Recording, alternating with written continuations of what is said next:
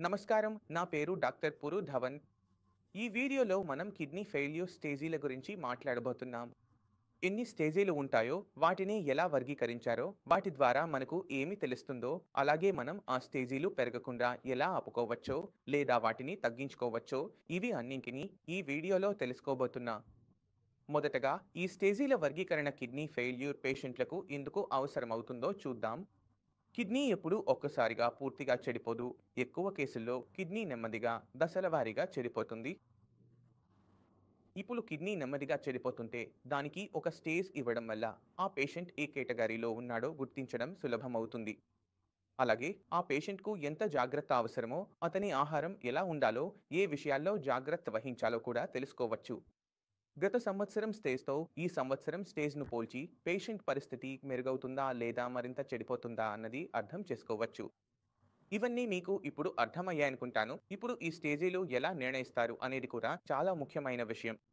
మనం స్టేజీల క్లాసిఫికేషన్ చేస్తే, అంటే మనం కేటగిరీలు ఎలా వేశామంటే, అది మీ జీఎఫ్ఆర్ ఎంత ఉందనే దానిపై ఆధారపడి ఉంటుంది. కొంతమందికి జీఎఫ్ఆర్ అంటే ఏమిటో కూడా తెలియదు.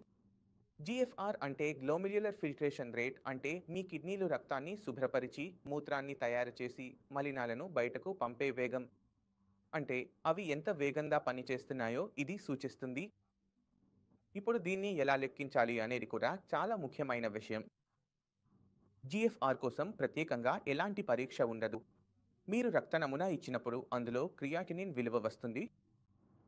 మీ వయస్సు, లింగం వంటి వివరాలు కూడా తీసుకుని వాటిని క్రియాటినిన్ విలువతో పాటు సమీకరణంలో వేసి మీ జీఎఫ్ఆర్ విలువను లెక్కిస్తారు.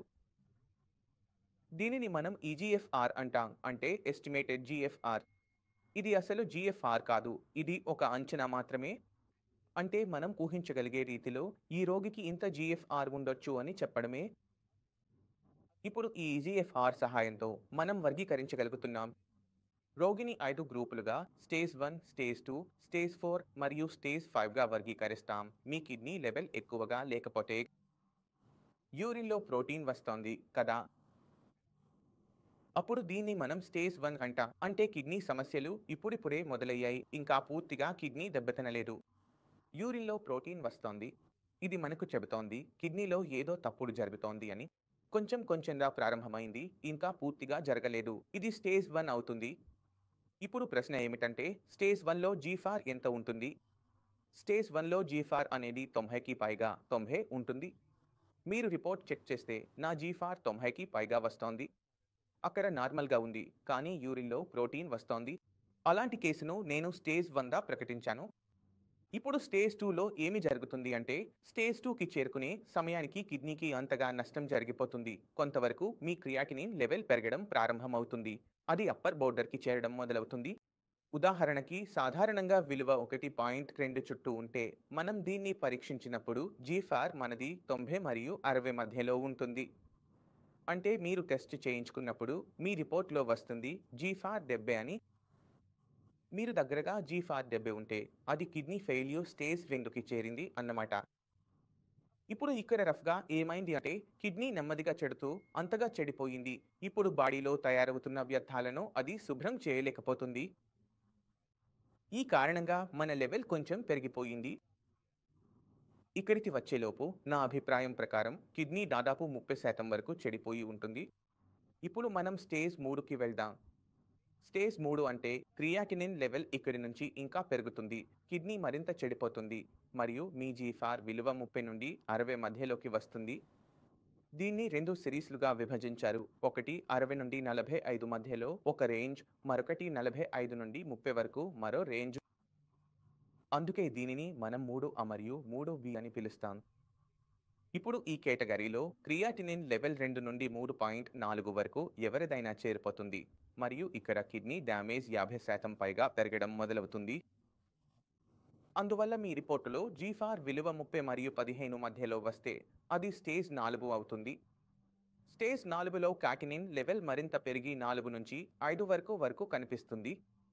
ఇక్కడ ప్రోటీన్ నష్టం కూడా జరుగుతుంది. ఇక్కడే రోగికి స్పష్టమైన లక్షణాలు కనిపించడం మొదలవుతాయి. స్టేజ్ 3 మరియు 4లోనే రోగికి తనకు ఏదో తప్పు జరుగుతోందని తెలుస్తుంది. ఇప్పుడు అతను ఏమి అనుభవించవచ్చు తెలుసా? అతనికి బలహీనతగా అనిపించవచ్చు, ఎందుకంటే అతని శరీరంలో రక్తం తయారవడం లేదు లేదా అతనికి ఊపిరి తీసుకోవడంలో ఇబ్బంది ఉండవచ్చు. అలాగే ఆకలి తగ్గిపోవచ్చు లేదా అతనికి దురద మొదలవచ్చు. కట్ కారణంగా రోగికి ఇబ్బంది అనిపించినప్పుడు మాత్రమే అతను డాక్టర్ దగ్గరికి వెళ్తాడు. ఇప్పుడు మూడవ దశ వచ్చే వరకు రోగికి ఏదో తప్పు జరుగుతోందని అనిపించలేదు. కొంతమంది సెన్సిటివ్గా ఉంటారు, వాళ్లకు త్వరగా తెలిసిపోతుంది. కొంతమంది పహలా గట్టిగా ఉంటారు, వాళ్లకు ఆలస్యంగా తెలుస్తుంది. మీ కిడ్నీ 50% కంటే ఎక్కువ దెబ్బతినే వరకు అది ఎలాంటి లక్షణాన్ని చూపించదు. దాన్ని చూసి మీకు లేదా మీ డాక్టర్కు మీ కిడ్నీలో ఏదో తప్పు జరుగుతోందని అనిపించదు. ఇది కిడ్నీ ఫెయిల్యూర్లోనే పెద్ద సమస్య. చాలాసార్లు రోగికి కిడ్నీ దెబ్బతింటోందా లేదా అన్నది గుర్తించడము ఇవే దశల్లో జరుగుతుంది. ఇప్పుడు మనం స్టేజ్ 5కి వెళ్దాం.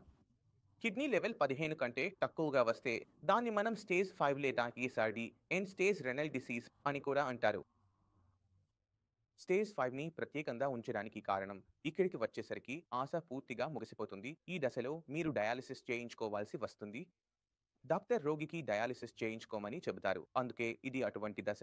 ఇక్కడ రోగికి ఒక విధంగా చెప్పబడుతుంది. రోగికి చెప్పినప్పుడు అతను భయపడిపోతాడు.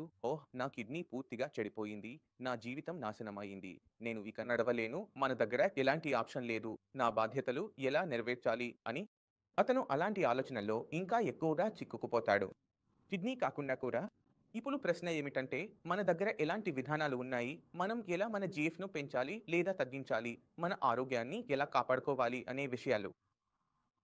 అందుకే మొదట్లో అర్థం చేసుకోవాల్సిన విషయం ఏమిటంటే, కిడ్నీ కూడా చెడిపోయింది, అది ఎప్పుడూ తానుగా చెడిపోలేదు. ఏదో ఒకటి కిడ్నీకి నష్టం కలిగించేలా ఉండేది. అది బీపీ అయినా, షుగర్ అయినా లేదా ఇంకేదైనా కావచ్చు. మీరు మీ బీపీ, షుగర్ వంటి సాధారణ విషయాలను మీరు స్వయంగా చూసుకుని నియంత్రిస్తే లేదా డాక్టర్ను అడిగి చూసినా మీ క్రియాటినిన్ స్థాయిలు పెరగడం ఆగిపోతుంది. మీ శరీరంలో కొత్తగా నష్టం జరగడం ఆగిపోతే అప్పుడే పునరుద్ధరణ సాధ్యమవుతుంది. రెండు ఒకేసారి జరగలేవు. అందుకే మీరు మీ శరీరాన్ని అర్థం చేసుకోండి. మీ శరీరానికి స్వీయ చికిత్స శక్తులు ఉంటాయి. మీ ఇంట్లో ఎవరికైనా గాయం అయితే, ఎముక విరిగితే గాయం తానే మానిపోతుంది. మనం కట్టు వేయొచ్చు, ప్లాస్టర్ వేయొచ్చు, కానీ ఎముకను కలిపే పని మాత్రం శరీరమే చేస్తుంది. అలాగే మన ప్రతి అవయవానికి, ప్రతి ఒక్క శరీర భాగానికి ఒక ప్రత్యేక శక్తి ఉంటుంది. మన లివర్ పూర్తిగా తిరిగి పెరుగుతుంది. మన కిడ్నీ తిరిగి పెరగలేకపోయినా దాని పనితీరును పెంచుకునే గొప్ప సామర్థ్యం ఉంది. ఒక కిడ్నీ ఏదైనా కారణంగా ఇవ్వాల్సి వస్తే లేదా అది పాడైపోతే మరొక కిడ్నీ దాని పరిమాణాన్ని పెంచుకుంటుంది. ఎందుకు పెంచుకుంటుంది అంటే, దాని పరిమాణాన్ని పెంచుకుని కిడ్నీ యొక్క పనిని ఒంటరిగా నిర్వహించగలుగుతుంది. ఇది కిడ్నీకి ఉన్న ప్రత్యేకత, పరిస్థితిని సమర్థంగా నిర్వహించగలగడం. చాలాసార్లు రెండు కిడ్నీలు కూడా పాడవుతున్నప్పుడు మనం ఏ విధమైన దృష్టికోణం తీసుకోవాలి? అప్పుడు మన దృష్టికోణం చాలా సింపుల్గా ఉండాలి. మొదటి విషయం, మీ కిడ్నీని ఈ స్థితికి తీసుకొచ్చిన కారణాన్ని మీరు తొలగించాలి. మీ శరీరంలో ఇంకా ఆ శత్రువు ఉన్నట్లయితే అది మీ కిడ్నీకి నష్టం కలిగిస్తూనే ఉంటుంది. ఎంత ప్రయత్నించినా మీరు మీ కిడ్నీని రక్షించలేరు, ఆ సమస్యను ఆపలేరు, అది పెరుగుతూనే ఉంటుంది. బీపీని ఎట్టి పరిస్థితుల్లోనైనా నియంత్రణలోకి తీసుకురావాలి. అవసరమైతే నేరుగా వేలాడాలి, అవసరమైతే తలకిందులుగా వేలాడాలి. బీపీ, షుగర్ ఏదైనా కావాల్సిందే. పని పూర్తయ్యే వరకు ప్రేమగా మాట్లాడితే పని జరగదు. ఎందుకంటే బీపీ ఉన్న రోగుల్లో బీపీ పెరగడానికి కారణం కిడ్నీనే, కిడ్నీ వల్లే అది పెరుగుతోంది. మరియు బీపీ ఇంకా పెరిగితే కిడ్నీకి మరింత నష్టం జరుగుతుంది. అప్పుడు ఆ సైకిల్ను మనం బ్రేక్ చేయాల్సి వస్తుంది. బీపీని ఎట్టి పరిస్థితుల్లోనైనా నియంత్రణలోకి తీసుకురావాల్సి వస్తుంది. ఇక్కడ శరీరం తనను తాను సరిచేసుకోవడానికి ప్రయత్నించడం ప్రారంభిస్తుంది. తన ఫంక్షన్ను పెంచేందుకు ప్రయత్నిస్తుంది. ప్రారంభమవుతుంది. దీనికి కొంచెం మద్దతు ఇవ్వాలి, కిడ్నీని కొద్దిగా ప్రోత్సహించాలి. ఆ పని మందులు ఖచ్చితంగా చేస్తాయి. కానీ ఎక్కువగా పని మీ బీపీని నియంత్రించడం వల్లే జరుగుతుంది. అయితే ఈ పని సాధించబడింది. రెండవ విషయం, పర్హేజ్, ఆహార నియమాలు అంతగా చేయొద్దు. శరీరాన్ని చెడిపోకుండా చూసుకోండి. చాలాసార్లు రోగులు వచ్చేటప్పుడు వాళ్ళ ఆహారం చాలా కఠినంగా నియంత్రించేసుంటారు. ఇది అయితే దండన తినడమే, రోజులో 2 రొట్టెలు మాత్రమే తింటున్నారు, కానీ చెప్పడానికి మాత్రం పరిమితి పెడుతున్నారు. శరీరం బలహీనంగా మారిపోతే, బలహీనమైన శరీరంలో ఆరోగ్యమైన కిడ్నీ ఉండదు. బలహీనమైన శరీరంలో బలహీనమైన కిడ్నీ మాత్రమే ఉంటుంది. ఇప్పుడు కిడ్నీకి నష్టం జరుగుతోంది. దానికి బలం ఇవ్వాలి. నువ్వు పని చేయు అని చెప్పాలి. ఎలా ఇస్తారు మీరు? మీరు తినిపించకపోతే ఎలా? మనం కిడ్నీ గురించి ఆలోచించకుండా, మన శరీరం గురించి ఆలోచిస్తూ మన ఆరోగ్యాన్ని కాపాడుకోవాలి. ఎందుకంటే మీరు మీ శరీరానికి శక్తిని ఇచ్చినప్పుడు అదే శక్తి మీ కిడ్నీకి కూడా వెళ్తుంది. కిడ్నీ బాగా పనిచేస్తుంది. వ్యర్థాలను బయటకు పంపుతుంది. మనము బరువు తగ్గుతూ, బలహీనంగా మారుతూ పోతే అక్కడ మనకు ఉన్న ఎంపికలు తగ్గిపోతాయి. పేషెంట్‌ను మళ్ళీ ఆరోగ్యంగా చేయడం చాలా కష్టమైపోతుంది. ఎందుకంటే ముందే ఒక వ్యాధి శరీరంలో ఉంది. కిడ్నీ బలహీనత వల్ల మరిన్ని వ్యాధులు రావడం మొదలవుతుంది. గుండె సంబంధిత సమస్యలు మొదలవుతాయి. శరీరంలో నీరు చేరడం మొదలవుతుంది. ఇంతటి సమస్యలు ఒకేసారి ఒక పేషెంట్‌కి వస్తే అది డాక్టర్‌కి కూడా కష్టం. పేషెంట్‌కి అయితే మరింత కష్టం. ఇక్కడి నుంచి ఇకపై ఎలాంటి తప్పు జరగకూడదంటే అక్కడ పేషెంట్ తన ఆరోగ్యాన్ని జాగ్రత్తగా చూసుకోవాలి. ఆహారం సరిగ్గా తినాలి. కొన్ని విషయాలు తప్పనిసరిగా ఉంటాయి. అవి తప్పకుండా జరుగుతాయి. వాటిని నేను మార్చలేను. గుడ్ బంద్, ఆమ్ బంద్, 4 బంద్, పాపడ్ బంద్ ఈ అన్ని విషయాలు మానేయాల్సి వస్తుంది. కానీ రొట్టె, కూరగాయలు తినాల్సిందే కదా! మిగతా అవయవాలు కూడా ఉన్నాయి కాబట్టి మనం మనల్ని బాగా ఫిట్‌గా ఉంచుకుంటూ ఉండాలి. మనమిది అన్నీ పర్ఫెక్ట్‌గా చేస్తే చివరికి మిగిలేది కేవలం కిడ్నీతోనే ఉంటుంది.